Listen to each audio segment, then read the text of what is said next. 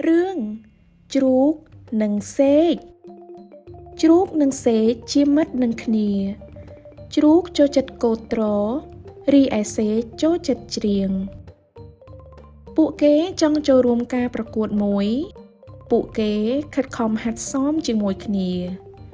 ជ្រូកគិតតែខំគោត្រប៉ុន្តែសេកមិនពេញចិត្តទេសេកស្រែកថាឯងគោតលឺខ្លាំងណាស់សេកខំច្រៀងវិញម្ដងប៉ុន្តែជ្រូកមិនពេញចិត្តទេជ្រូកស្រែកថា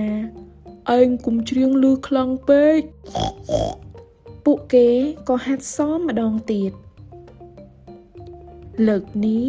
ជ្រូកគោត្រប៉ុន្តែសេកមិនពេញចិត្តទេសេកស្រែកថា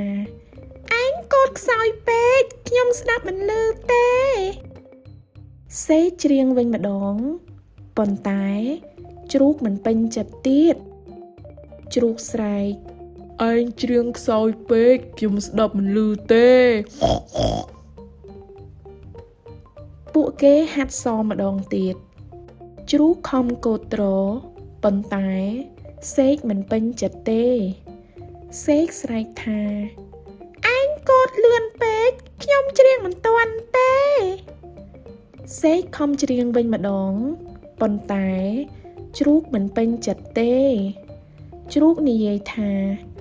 ឯងច្រៀងលឿនពេកខ្ញុំគោត្រមិនត្រូវទេពួកគេហាត់សមម្ដងទៀតជ្រូកខំគោត្រប៉ុន្តែសេកមិនពេញចិត្តទៀតសេកស្រែកថា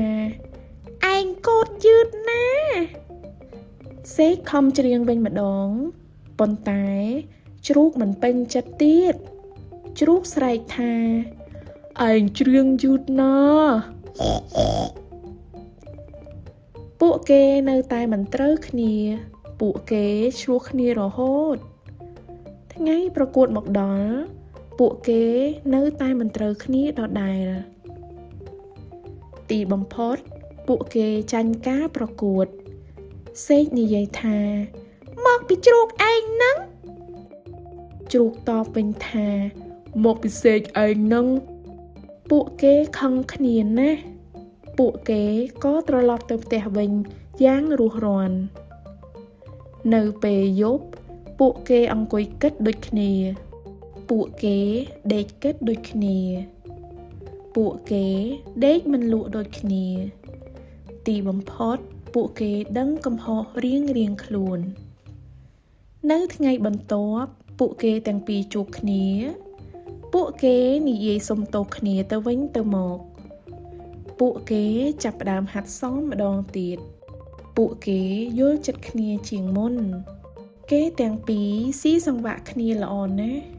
វាមិនលឺពេកហើយមិនខ្សោយពេកវាមិនលឿនពេកហើយមិនយឺតពេកជ្រូកគោត្រពីរោះណាស់ចំណែកឯសេកក៏ច្រៀងពីរោះដែរពួកគេគោត្រនិងច្រៀងត្រូវគ្នាពីរោះណាស់ពួកគេសម្រេចចិត្តថានឹងចូលរួមការប្រកួតលើកក្រោយទៀតបើបងប្អូនចូលចិត្តអានសៀវភៅរឿងនិទានបែបនេះទាំងភាសាខ្មែរនិងភាសាអង់គ្លេសសូមកុំភ្លេចចូលទៅក្នុង website literacycloud.org ដែលជា website អានសៀវភៅដែលឥតគិតថ្លៃរបស់អង្គការ Room to Read ជួបគ្នាសៀវភៅក្រោយទៀតបាយបាយ